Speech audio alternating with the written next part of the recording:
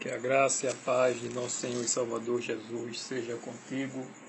Neste momento iremos dar continuidade à playlist Nisto Cremos, falando das 28 crenças, 28 doutrinas adventistas do sétimo dia. E chegou a hora de falar um pouco sobre os dons espirituais. Os dons espirituais não são a recompensa por um trabalho bem feito. São antes as ferramentas para se fazer bem o trabalho.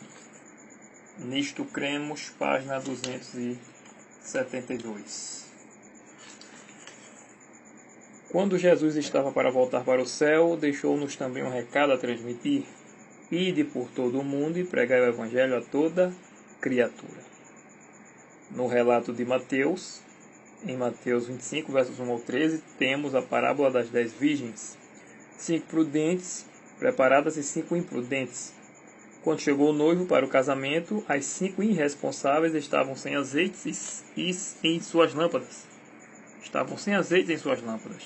E não podiam ser luz nesta celebração de alegria. Devemos estar preparados, cheios do Espírito Santo, o azeite, para que nossa luz nunca se apague. Assim, brilhe vossa luz diante dos homens, para que vejam as vossas boas obras e glorifiquem vosso Pai que está nos céus. Mateus 5, verso 16.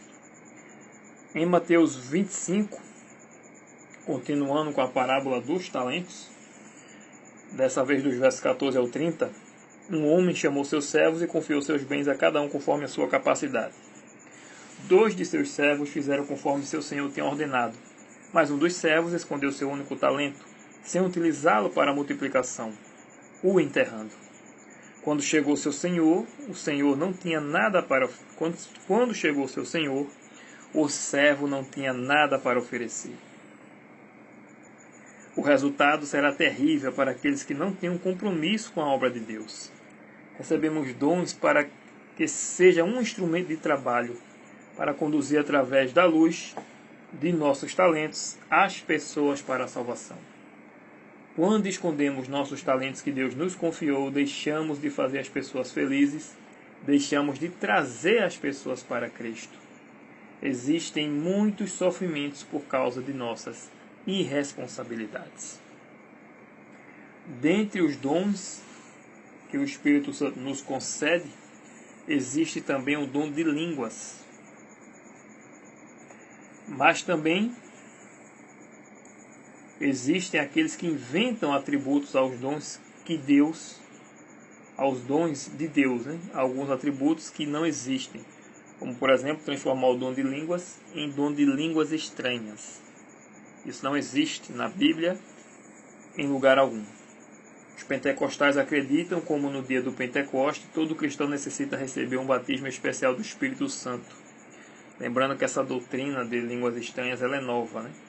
Ela não veio, por exemplo, na época da igreja medieval, né? Não se falava sobre isso. Mais de 1900 para cá, quando veio também juntamente o Espiritismo entrando no Brasil. Esse batismo, né, especial do Espírito Santo, que os pentecostais dizem, que é o batismo do dom de línguas estranhas, consiste principalmente, falando no ato do falar línguas estranhas. Né? Essa palavra línguas estranhas nem existe na Bíblia, né? Essa palavra estranhas. Eles utilizam principalmente o texto de Atos 2, verso 4 e 1 Coríntios, capítulo 14. Atos 2, verso 4 está escrito: e todos ficaram cheios do Espírito Santo e começaram a falar em outras línguas, conforme o Espírito lhes concedia que falasse. Uma doutrina ela não pode se basear em apenas alguns textos, ainda mais fora de contexto, sem saber o contexto histórico da época e sem saber o verdadeiro significado do verso. O verso 4 diz novamente: e todos ficaram cheios do Espírito Santo e começaram a falar noutras línguas, conforme o Espírito lhes concedia que falassem. Verso 5. Habitavam então em Jerusalém judeus, homens piedosos de todas as nações que há debaixo do céu. Ouvindo-se, pois, aquele ruído, ajuntou-se a multidão, e estava confusa, porque cada um os ouvia falar na sua própria língua. E todos pasmavam, se admiravam, dizendo uns aos outros: Como pode? Não são galileus todos esses que estão falando? Como é, pois, que os ouvimos falar cada um na própria língua em que nascemos? Verso 9. Nós, partos, medos e elamitas, e os que habitamos a Mesopotâmia, a Judéia e a Capadócia, o Ponto e a Ásia, a Frígia e a Panfilha, o Egito e as partes da Líbia próximas a Cirene, e forasteiros romanos, tanto judeus como prosélitos, cretenses e árabes, ouvimos-los em nossas línguas falar das grandezas de Deus. Ou seja, eles entenderam perfeitamente o que os apóstolos estavam falando. Falavam no idioma deles e falavam as grandezas de Deus. Analisando este relato por completo, já dá para definir qual é o verdadeiro dom de línguas.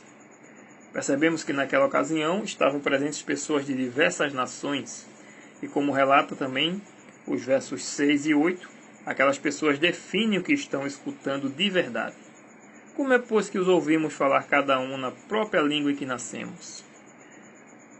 O idioma grego para definir este assunto, a palavra para língua ou linguagem é glossa, que significa língua, idioma, língua de nações. O que não podemos compreender como estas pessoas podem dizer que tem um dom de língua concedido pelo Espírito Santo, se não tem um propósito evangelístico, pois não tem uma compreensão mútua. Ao contrário do fato ocorrido em Atos capítulo 2, o dom de línguas, o dom de idiomas, entre outras nações, concedido aos discípulos, teve um papel fundamental na evangelização daquele povo, pois eles escutaram as boas novas da salvação no seu próprio idioma. Aleluia! Os movimentos pentecostais utilizam intensamente também o texto de 1 Coríntios 14, mas ao analisar esse texto, com cuidado, percebemos que o próprio texto contraria as atitudes destes movimentos. Vamos destacar os versos 19, 27, 28 e 33. Verso 19. Todavia, eu quero falar na igreja 5 palavras com o meu entendimento, para que possa também instruir os outros do que 10.000 palavras em língua. No versículo 19, Paulo coloca a importância da compreensão da mensagem, diferente do que passa atualmente nas igrejas que dizem ter o dom de língua. O versículo 27 e 28 complementa o verso 19, em relação à compreensão mútua de todos. Diz assim: Se alguém falar em língua, faça isso por 2 ou, quanto muito, 3, e por sua vez haja intérprete. Mas, se não houver intérprete, esteja calada a igreja e fale consigo mesmo e com Deus. Podemos perceber a diferença do que diz a palavra de Deus e o que acontece nas igrejas pentecostais.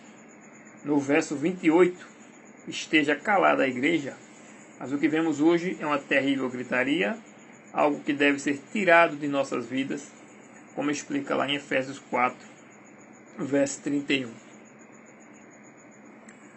O verso 33 finaliza essa questão. Pois Deus não é um Deus de confusão, senão de paz. Interessante a gente perceber também que Jesus foi batizado nas águas e recebeu o Espírito Santo, mas não falou em línguas estranhas. E não existe nenhuma menção da parte de Jesus sobre falar em línguas estranhas. 1 Coríntios 12, verso 13. Pois em um só Espírito fomos todos nós batizados em um só corpo, quer judeus, quer gregos, quer escravos, quer livres, e a todos nós foi dado de beber de um só Espírito. 1 Coríntios 12, verso 13.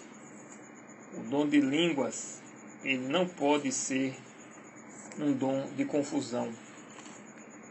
Por exemplo, como é que uma pessoa fala língua, né, e ela não entende, vamos supor um casal fala em línguas, ela não entende o que o marido fala, nem o marido entende o que ele fala, o que ela fala, e nem eles mesmos sabem o que é que estão falando. E aí dizem que são a língua dos anjos, né? Só que os anjos, quando vieram à terra, falaram na língua dos homens e não na língua dos anjos. E eles falam em mistério, porque pegam também o verso 2, né, de 2 Coríntios. Mas como é, quando a gente lê o verso 4, né, o que fala em outra língua assim mesmo se edifica, como é que ele se edifica se ele mesmo não está entendendo, né? Na época de Paulo ele entendia, né? Porque era língua de idioma. E o verso 10 também vai dizer que há sem dúvida muitos tipos de vozes no mundo, nenhum deles, contudo, sem sentido. Então esse dom de línguas que é pregado, que não faz sentido, que ninguém sabe o que é que está falando, não vem de Deus. Se não vem de Deus, só pode vir do outro lado. Como lido também no verso 13, 1 Coríntios 12, verso 13, leio de novo para encerrar. Pois em um só Espírito fomos todos nós batizados em um só corpo, quer judeus, quer gregos, quer escravos, quer livres, e a todos nós foi dado beber de um só Espírito. Então Paulo relata que todos nós temos experiência com o Espírito Santo de igual modo. O recebimento do Espírito Santo está à luz de ser algo diferenciado. Na verdade, o batismo do Espírito Santo é recebido nas águas de modo igual para todos que aceitam a salvação. Agora, tem muitos que multiplicam este dom e outros que os enterram. A palavra de Deus diz, né? Arrependei-vos e sejam batizados e recebereis o dom do Espírito Santo. Portanto, a Igreja Adventista do Sétimo Dia acredita nos dons do Espírito Santo e ensina isso. Ela não acredita nesse dom de línguas estranhos que as pessoas falam e ninguém entende, nem o que está falando sabe o que está falando, compreende o que diz. Que Deus seja louvado. No próximo tema, nós iremos ver também ainda sobre o Espírito Santo, dessa vez sobre o dom de profecia. Que Deus seja louvado. E ainda para encerrar, o cristão ele tem que ter o Espírito Santo, tem que ter vida no Espírito, porque sem vida no Espírito é impossível que ele venha a se santificar-se, porque é o Espírito Santo que nos convence do pecado, da justiça e do juízo, e uma vez convencidos, uma vez que entregamos a vida a Jesus, por meio do Espírito Santo, ele vai nos transformar, se assim o permitirmos, crescermos em graça e em verdade, para transmitirmos, sermos moldados e transmitirmos o caráter do nosso Senhor Jesus Cristo. Que Deus seja louvado e até o próximo tema, em nome de Jesus. Amém.